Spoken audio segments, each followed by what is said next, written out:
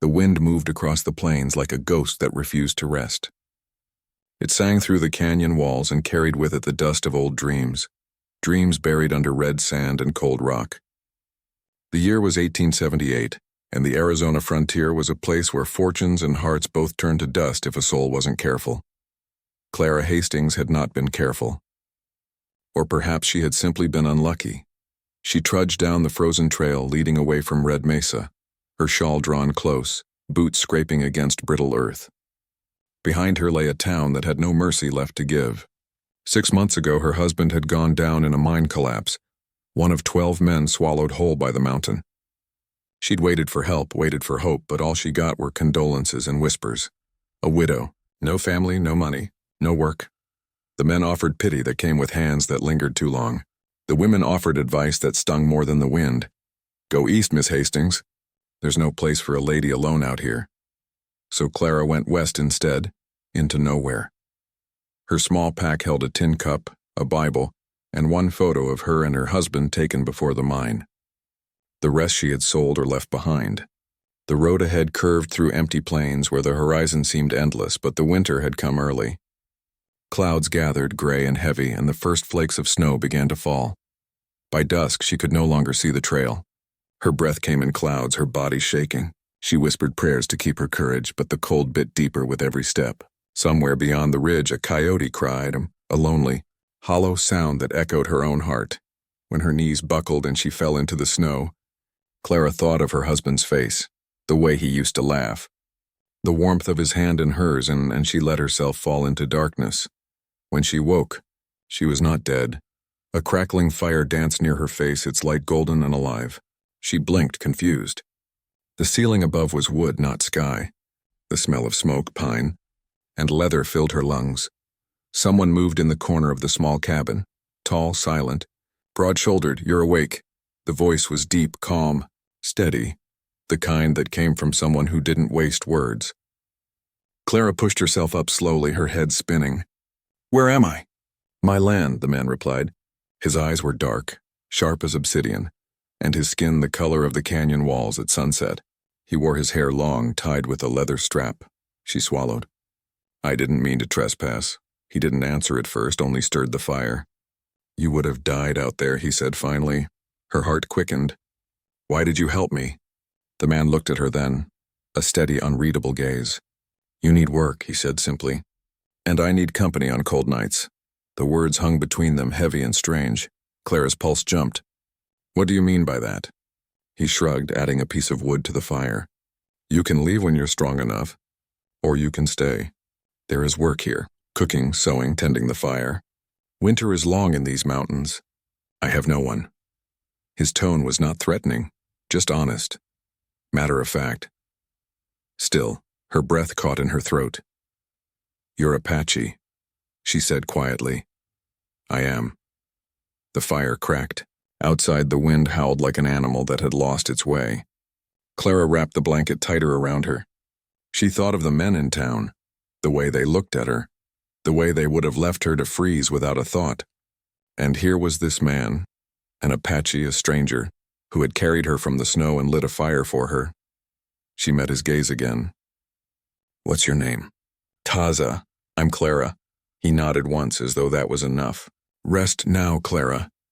She wanted to protest, to ask more questions, but the warmth of the fire and exhaustion pulled her under again. When morning came, she found the cabin empty. A pot of stew simmered on the hearth, its smell rich with herbs she didn't recognize. The storm outside had stopped, leaving the world wrapped in white silence. Taza returned a while later, his boots heavy with snow, a rifle slung over his shoulder and 2 rabbits hanging from his belt. You're awake, he said again, setting the rifle by the door. Clara nodded, embarrassed to still be wrapped in his blanket. I should thank you, he just shrugged. Eat, she did quietly. The stew warmed her from the inside, and for the first time in weeks she felt something that almost resembled peace. When she finished, she said, You meant it. About work? He nodded. Winter is long. There is wood to split, hides to cure. I trade with the settlers sometimes. You'll earn your share. Clara hesitated. It wasn't what a proper lady was supposed to do. Living alone with a man, an Apache no less. But proper had gotten her nowhere. "All right," she said finally. Taza gave a slow nod, as if he'd expected her answer all along. "Then we have a deal." The days that followed were quiet but steady. Clara learned his rhythms, the way he rose with the dawn, how he sharpened his knife by the fire every evening. She mended his shirts, fetched water from the creek and swept the floor until it shone. Taza rarely spoke, but when he did, his words carried weight. He told her about the land, how to tell when a storm was coming by the smell of the air, how to follow rabbit tracks through the snow. At night, when the wind rattled the shutters, they shared the firelight in silence. The first few nights she sat on one side of the room and he on the other. But slowly, without noticing, the space between them began to shrink. Once, she caught him looking at her hands, pale against the dark wood of the table, and there was something in his eyes she couldn't name. Not desire exactly, but recognition. And one night, when she thanked him softly for saving her life, he simply said, "No one should die alone in the cold." The winter deepened. The world outside turned white and endless. Inside the cabin, the air grew warmer, not just from the fire, but from something unspoken that passed between them in every shared glance, every quiet word. Clara didn't know what would come next. She only knew that for the first time since her husband's death, she wasn't running anymore. She had found shelter, not just from the snow, but from her sorrow. And when the wind howled through the canyon that night, it found two souls alive inside a cabin, holding on to warmth neither had expected to find. The days bled into weeks marked not by a calendar, but by the rhythm of work, weather, and firelight. Taza's cabin sat high in the canyon, where the sky was endless and the land answered to no one. Below, the world of towns and rules and gossip might as well have been 1,000 miles away, Clara learned quickly. She patched shirts, chopped wood, fetched water from the half-frozen creek. The work hardened her hands and strengthened her back, and she began to understand why Taza lived the way he did, not because he was hiding, but because he was free. In return, he taught her small things, how to find dry kindling even in snow, how to listen for the crack of ice before stepping onto a creek, how to move quietly so as not to spook a horse. They spoke little, but when they did, it mattered. One morning, as she swept the floor, she asked, "You live alone here always?" Taza glanced up from his workbench where he was carving a bow. "Since the soldiers came," she hesitated. "The ones who took your son?" He looked at her then, eyes like flint. "You'd listen too much." "I meant no harm." He set the bow down and sighed, a sound that carried more weariness than anger. "My wife and boy were taken when our village was burned. The soldiers said they were being relocated." His jaw tightened. "I never saw them again." Clara swallowed hard. "I'm sorry." He nodded once, then went back to carving. The conversation ended, but the air between them shifted, not colder but heavier like a sky before rain. At night, the fire was their companion.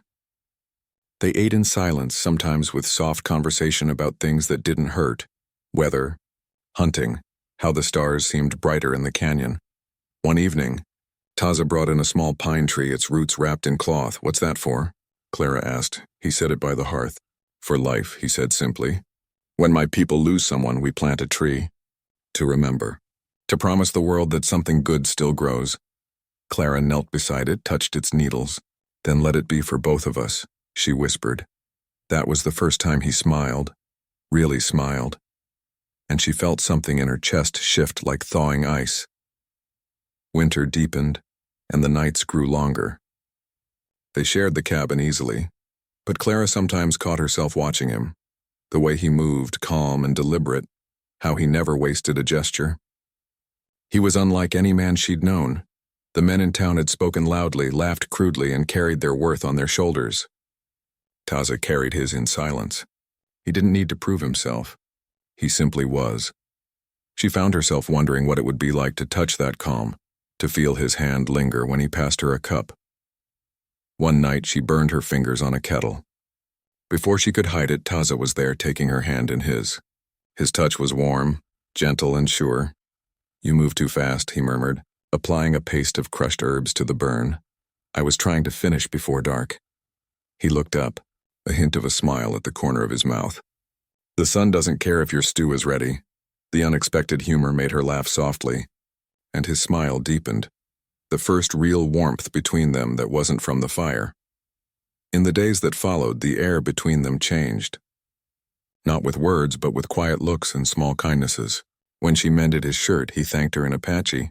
When he came back from hunting, he left the choicest meat on her plate. One morning, she found him outside at dawn, standing shirtless in the snow, breathing slow and deep. "You'll freeze," she called. He turned, calm as ever. "No, the cold wakes the spirit," she laughed. "My spirit prefers coffee." That earned her another of his rare smiles, small but real. By midwinter, the storm clouds rolled in heavy. They were snowed in for days.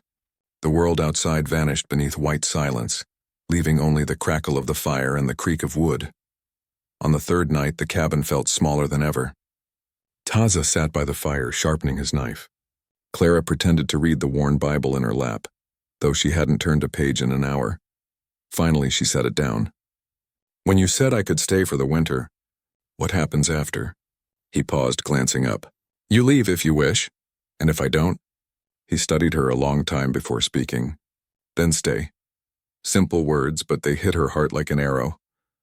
"I'm not used to people letting me decide things," she said quietly. Taza nodded. "You're free here.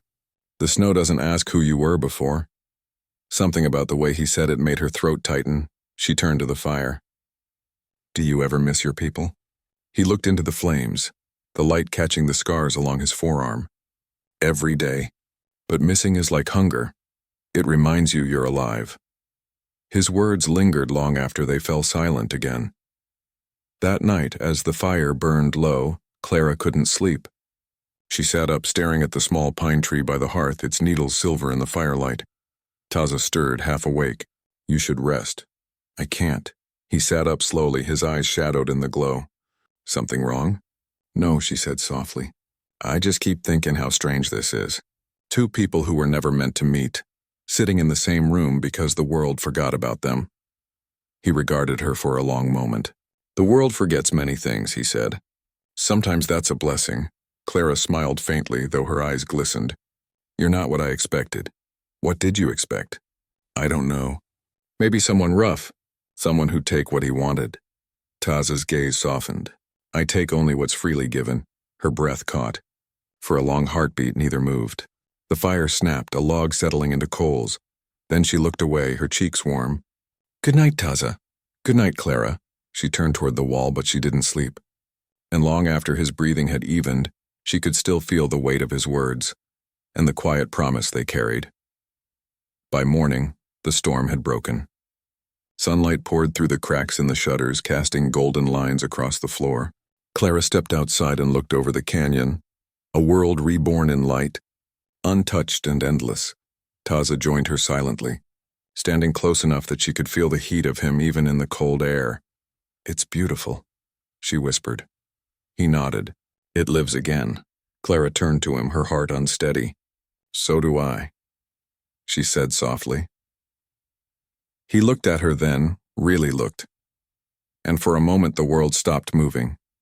The snow glittered around them, and in the quiet between their breaths, something unspoken passed from one heart to another.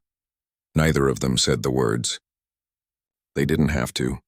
The canyon, the sky, and the earth beneath them already knew. The nights in the canyon grew colder, and though the sun still burned bright through the day, the desert wind carried a bite that made even the horses huddle close to the fire. Lena had begun to rise before dawn, tending to chores before the Apache stirred. It wasn't duty that drove her. It was the strange, restless peace she'd found here. The man who had once been her captor had become her shadow, her protector, and, though she would never yet say it aloud, the keeper of her heart.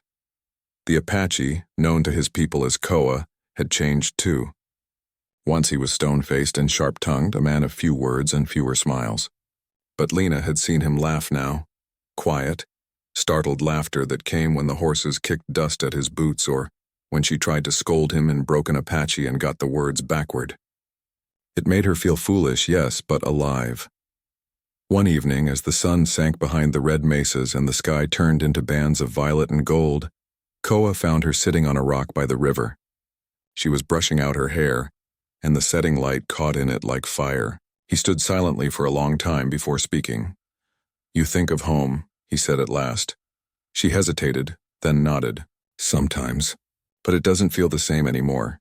He crouched beside her, his movements slow and deliberate. Home is not the same once you've lived under open sky, he said. His gaze followed the water as it curved through the canyon. You see too much of the world to fit back into small walls, she smiled faintly. Maybe. But a part of me still misses the sound of a roof when it rains. He chuckled. That quiet sound she was coming to crave. Here the rain sings different. You just have to listen longer. There was a silence then, full and alive. The fire crackled behind them and the coyotes started to call from the ridges. Lena felt something stir deep inside her, the same pull that had drawn her to his voice that first night, that low, calm strength that seemed older than the land itself. Koa. She began, then stopped. Words failed her. He turned to her fully, his dark eyes steady. Say it, he murmured. I'm not afraid of you anymore. He nodded once, slow and deliberate, as though she had spoken an oath. Good, he said. Because I was never your enemy. Their hands brushed, a light touch that sent a warmth through her chest. Neither moved for a long moment. Then, as if the desert itself had breathed between them, he rose and walked toward the fire. That night, Lena couldn't sleep. She lay under the woven blanket he'd given her, staring up at the sea of stars. Every flicker of wind carried his scent, cedar smoke and wild sage. She thought of his words, his quiet watchfulness, the way his eyes softened when she spoke of loss. It wasn't captivity anymore. It was something else, something far more dangerous. The next day brought trouble. A white man's horse was found near the canyon, a scout's mount branded from the nearby fort. Koa found the tracks and studied them for a long time, his expression turning to iron. They come close, he said. Soldiers? Lena asked, her pulse quickening. He nodded. Maybe traitors. Maybe not. But they bring trouble. He packed supplies quickly, jerky, water, and her blanket, and handed her a small revolver. I can't. You can, he said firmly. If you hear riders and I am not here, you hide in the ravine and you shoot only once. I will come. There was no arguing with him. The way he looked at her, protective and sure, made her feel both safe and fragile all at once. That night the storm came. Wind roared through the canyon, slamming branches against stone. Lena huddled by the fire, clutching the revolver in her shaking hands. Koa had gone to scout again, leaving her under the shelter of the overhang. She thought of the words he'd said when they struck their first deal. You need work, and I need company on cold nights. Back then it had sounded like barter, a trait of survival. Now it felt like prophecy. The storm broke with a clap of thunder. Lightning tore across the sky, illuminating Koa's figure as he returned, drenched and grim. They're 2 days out, he said. A patrol. If they find you here, they'll take you back, or worse. Worse? She whispered. His jaw tightened. They think any woman living among us is either lost or ruined. She met his eyes then, and something inside her broke. Then I'll stay, she said. If they come, I'll hide. But I'm not leaving you. For a long moment, he didn't move. Then slowly, he reached out and touched her cheek. His fingers were cold from rain, but the touch sent warmth rushing through her. You speak like a woman of my tribe, he said softly. You have the heart of one who rides the wind. He turned then, stirring the fire. But she saw it. The faint tremor in his hand, the way he lingered near her without looking directly. That night, neither spoke again. They sat together in silence, listening to the rain drum against the earth. Lena leaned against his shoulder just for warmth. That's what she told herself. But when his arm came around her, steady and sure, she didn't pull away. Outside, the storm passed. Inside the canyon, another kind of storm was building. Quiet, slow, and unstoppable. When dawn came, Koa was gone again, but a fresh track of his boots led down the river trail. He'd gone to draw the patrol away. Lena felt her chest twist with worry, with something deeper than fear, something like belonging. She looked around the camp, at the simple shelter, the wild horses, the marks of his life carved into stone. She realized with a start that this place, this life, no longer felt foreign. For the first time in her life, she didn't want to be rescued. The morning after Koa rode out, the canyon was still. No wind, no birdsong, even the horses seemed uneasy. Lena rose before dawn, her hands shaking as she poured what little coffee remained. The fire had burned low, leaving only coals, and the silence pressed heavy on her chest. He had gone to draw the soldiers away. That much she understood. But what if he didn't come back? The thought made her throat tighten. Koa had become more than the man who'd offered her shelter. He was the anchor she hadn't known she'd been searching for, a man bound by honor, silence, and some ancient sadness that called to her own loneliness. She moved through the camp, tidying as he'd taught her. Saddles covered, fire smothered, supplies tied up. The motions kept her from trembling. By noon, she had packed everything in case she needed to flee. Still, she stayed. When the sound of distant gunfire cracked the horizon, Lena froze. One shot, then two more. Then silence. Her heart stopped. She ran. Down the river path, through brush that tore her skirt and scratched her skin. The sound had come from the ridge beyond the bend, the place where Koa had said the soldiers would pass. She climbed, panting, rocks cutting her palms, her breath sharp in her chest. And then she saw him, lying near the edge, one arm over his chest, blood dark against his skin. "Koa!" she cried, stumbling to his side. He opened his eyes faintly. "You were supposed to stay." "Don't you dare tell me what I was supposed to do," she snapped, pressing her hands against the wound. "You told me to shoot if I was in danger." "Well, you're in danger now, and I'm not leaving you." He gave a faint, pained smile. "You have the fire of my people," he whispered. "You fight even the wind." She tore a strip from her skirt and bound the wound as best she could. He had been grazed. A bullet had nicked his shoulder. Nothing fatal, but blood loss and shock were setting in. "Come on," she said, her voice trembling. "We're going home." She half carried him down the slope, his weight heavy against her. By the time they reached the canyon floor, dusk had fallen and the air had turned bitter cold. She built a fire quickly, spreading his blanket and forcing him to drink from the canteen. "You risked everything," he murmured when his voice returned. "So did you," she shot back, eyes wet. "Why? Why protect me when it could have cost your life?" He was silent a long moment, then softly, "Because you changed my heart." Lena froze. He looked up at her then, the firelight catching the gold in his eyes. "I lived for the wind and the hunt," he said, "for my people's old ways. But when you came, I remembered what warmth felt like. You work beside me. You speak your mind. You look at the world as if it still has beauty. I wanted to keep that light alive." Her breath caught. "Koa, I do not speak easy words," he continued. "But the truth, it burns inside me. I would die before I see harm come to you." She sat back, stunned. She'd waited so, long to hear those words. Not love exactly, but the weight of it, the quiet confession in every syllable. Her hand reached for his without thought, and when their fingers intertwined, it felt as though the whole desert sighed. That night, she kept the fire high and the cold at bay. Koa slept fitfully, and she sat awake beside him, watching the shadows play across his face. There was strength there, yes, but also weariness, the kind that comes from years of fighting a world that won't let you rest. As dawn broke, he stirred. "You stayed," he whispered. "Of course I did." He tried to smile. "A man could get used to that." Lena's lips curved faintly. "Don't make a habit of getting shot just to keep me around." For the first time since she'd met him, Koa laughed, a deep, rich sound that echoed through the canyon. It startled her, warmed her, filled her with something fierce and sweet all at once. They stayed hidden for 3 more days. Koa healed slowly, his strength returning with each sunrise. The soldiers never came. Perhaps he had truly led them astray. But in that quiet isolation, something shifted between them.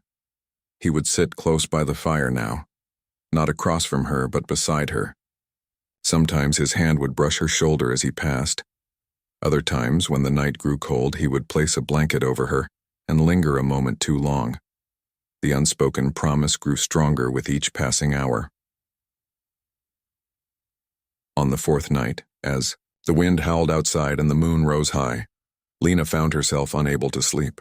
She walked out of the shelter, gazing at the silver light spilling across the cliffs. Behind her, she heard him follow. "You should rest," he said softly. She turned to face him. "I can't." "Why?" "Because if I close my eyes, I'll see you lying there again, bleeding, and I'll remember what it felt like to almost lose you." He stepped closer, his presence filling the space between them. "But you didn't lose me." "No," she whispered. "Not yet." He reached out, hesitated, then touched her face, his thumb tracing the line of her jaw, his fingers calloused but gentle. "Lena," he said her name like a prayer. Her breath trembled. "Don't stop." He didn't. The world seemed to vanish around them. No war, no tribe, no soldiers. Only two souls bound by circumstance and choice, standing under the same vast sky. When he finally drew her close, she felt something unspoken pass between them. Not lust, not desperation, but a vow. The kind only the desert could witness, where love wasn't spoken, only proven. Later, when the fire burned low and dawn crept, over the horizon, Koa held her hand and said quietly, "The deal we made, it changed everything." And she, half asleep, smiled against his shoulder. "Yes, it did." But even in that peace, Lena knew the world beyond the canyon hadn't forgotten them. And soon, the storm that had brought them together would test them one last time. The days that followed were quiet, too quiet. The wind no longer carried the scent of rain or gunpowder, but something heavier lingered in the air. Lena felt it before she could name it, the uneasy stillness that comes before fate makes its move. Koa's shoulder had mostly healed, though he still favored it when he lifted his rifle. He said little, but his eyes were always scanning the horizon now, watching, waiting. Lena sensed it too. The world they had built in the canyon, fragile and hidden, couldn't last forever. Word traveled fast across the desert, faster than horses. And men from the nearby fort wouldn't rest easy knowing a white woman was living with an Apache warrior. She tried to push the thought away, filling her days with work, mending the shelter, grinding corn, feeding the horses. But the quiet hours at dusk always brought her back to the same thought. What would happen when they came? One evening, as the sun dipped low, Koa found her sitting by the stream. He crouched beside her, his reflection rippling in the water beside hers. "You have been restless," he said softly. "I've been thinking," she replied. "Of what?" She looked at him, really looked, and saw the same calm she'd always seen, but behind it a weariness that hurt her to witness. "You risked everything to save me," she said. "But what if it was for nothing? What if they come and take it all away?" He was quiet for a long while. "The world beyond this canyon has its laws," he said. "But so does the land. It gives to those who honor it and takes from those who forget. If they come, I will face them." "I have before," she shook her head. "You can't fight the whole world, Koa." He smiled faintly. "Then I will fight until it stops trying to take what's mine." The words sent a shiver through her, not of fear, but of something deep and powerful. "And what's that?" she whispered. He met her eyes. "You." Lena's breath caught, and for a moment everything else fell away. The danger, the doubt, the world beyond the canyon walls. There was only the truth between them, heavy as the heat of the sun. That night they sat close by the fire, speaking little but understanding everything. He told her of his people, of the lands they'd lost, of the battles fought not for victory but survival. She told him of the life she'd left behind, a town that never saw her, a family that sent her away when they saw no use in her. Two exiles, bound by circumstance, had become something more.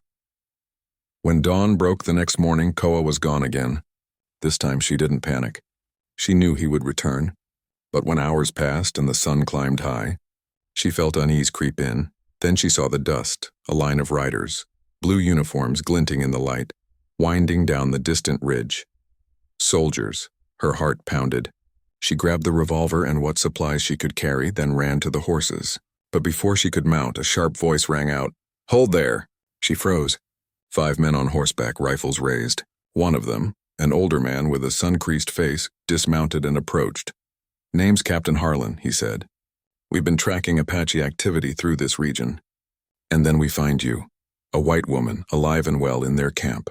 Mind telling me what the hell you're doing out here? Lena's mouth went dry. I'm not their prisoner, she said. The men exchanged looks. One laughed. Not their prisoner, huh? You've been living with one of them by the looks of it. The captain's eyes narrowed. Where is he?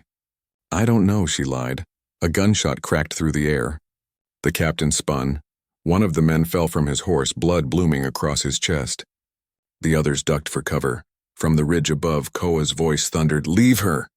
Another shot echoed. The soldiers fired back, bullets splintering stone and kicking dust around Lena's feet. She dropped behind a boulder, heart hammering. Koa, stop! She cried. You'll die. But he didn't stop. He moved like a shadow, quick and sure, his rifle firing with precision born of survival. 2 more soldiers fell before they could even reload. The captain shouted orders, chaos breaking loose. Lena grabbed the revolver, not to fight, but to buy him time. She fired once into the air, shouting, Stop shooting, please. Her voice broke through the noise. For a moment, everyone froze. The wind seemed to hold its breath. Koa appeared on the ridge, his rifle lowered. His eyes met hers, a silent question. Please, she whispered. Don't do this. The captain seized the moment. He raised his pistol and fired. The shot rang out. Koa staggered, a crimson bloom spreading across his side. Lena screamed. She ran toward him, ignoring the captain's shout. The soldiers' rifles. Nothing mattered but reaching him. She dropped to her knees beside him as he fell.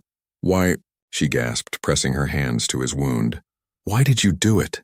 He smiled faintly, breath shallow. Because I already had everything worth fighting for. Tears streaked her dust-stained face. No, stay with me, please. His hand reached for hers, gripping weakly. Don't let them take your spirit, he whispered. That's the part of you that's mine. The soldiers stood back, uncertain now, the battle over, the weight of their actions settling in the silence. The captain approached slowly. Ma'am, we didn't know. Go, Lena said hoarsely, her voice trembling but strong. Just go. He hesitated, then signaled his men. They mounted up and rode away, leaving dust and silence behind. Lena held Koa until the sun dipped low. He never spoke again, but his eyes stayed on hers until the very end, steady, proud, full of the same quiet fire that had burned since the day they met.